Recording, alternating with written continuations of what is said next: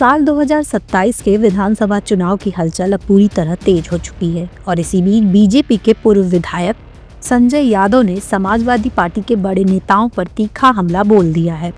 उन्होंने सीधे तौर पर सवाल उठाया कि क्या अखिलेश यादव और उनकी पार्टी के लोग वास्तव में जनता की समस्या के लिए खड़े हैं या सिर्फ चुनाव जीतने के लिए जनता के पास आते हैं और फिर चले जाते हैं लंदन।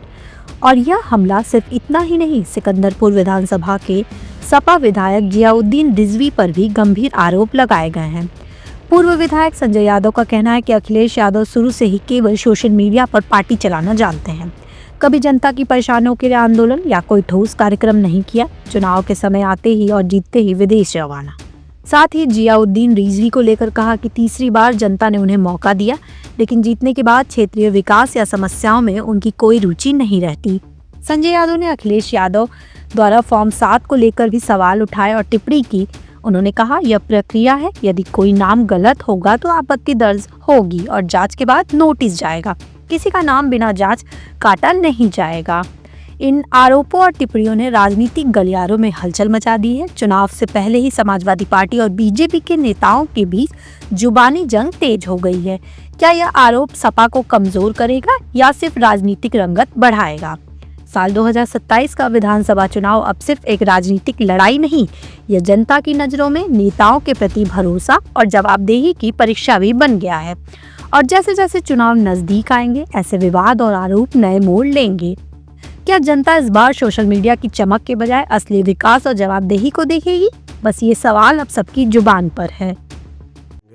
देखिए, अखिलेश जी तो शुरू से हम लोग जानते हैं, वो ट्विटर पे और फेसबुक पे और उस पे पार्टी चलाना जानते हैं। कभी जनता में आके जनता की जो परेशानियां हैं, जो समस्याएं हैं, उसके लिए आज तक कभी भी वो न तो कोई आंदोलन किए हैं, न तो कोई कार्यक्रम किए हैं, न कोई सभा, न कोई रैली। बस वो चुनाव के समय में चलते हैं और चुनाव जैसे बीतता है फिर वो लंदन चले जाते हैं।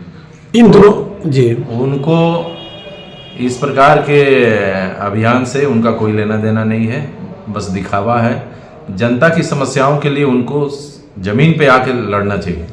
अगर बात करें सिकंदरपुर विधानसभा की, तो यहाँ पे समाजवादी पार्टी के विधायक हैं। क्या लगता है कि जिस तरीके से यहाँ पे विकास होना चाहिए वो हुआ है या फिर कहीं ना कहीं उस पर रोक लगा हुआ है? और आपके द्वारा क्या प्रयास है इस सिकंदरपुर विधानसभा को लेकर? देखिए, तीसरी बार उनको यहाँ की महान जनता ने अवसर दिया था। कुछ ऐसे राजनीतिक समीकरण बने, उनका गठबंधन मजबूत हुआ, वो चुनाव जीत गए। जनता कहीं से नहीं ये सोच रही थी कि यहाँ से बीजेपी का उम्मीदवार नहीं जीतेगा, लेकिन दुर्भाग्यवश हम लोग चुनाव हार गए। पहले भी उनका रिकॉर्ड रहा है, 2 बार पहले और इस बार भी उनको सब लोग देख रहे हैं।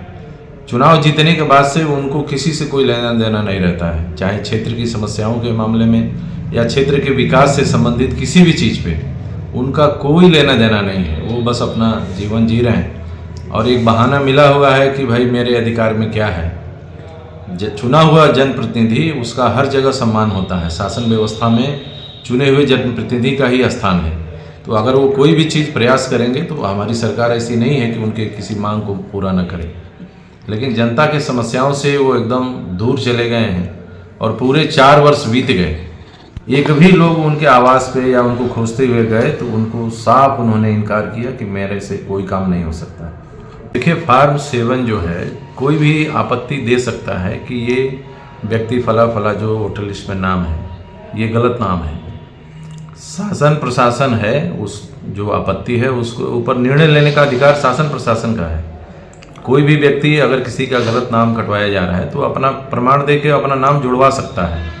कहीं कोई प्रक्रिया में किसी प्रकार की धांधली अभी तक नहीं दिखाई पड़ी है। चाहे जब हमारा बिहार में SIR का काम चला या पूरे देश में किसी भी प्रदेश में काम चल रहा है, वहाँ आप देखेंगे कहीं कोई धांधली नहीं। वो तो सबका संवैधानिक अधिकार है कि मैं अगर हूँ इस देश का, 18 वर्ष से अधिक मेरी उम्र है, मैं इस देश का नागरिक हूँ, तो मैं अपना साक्ष्य देके मैं अपना वोटर लिस्ट में जुड़वा सकता हूँ। इसमें कहीं किसी को वंचित करने की कोई बात ही नहीं है।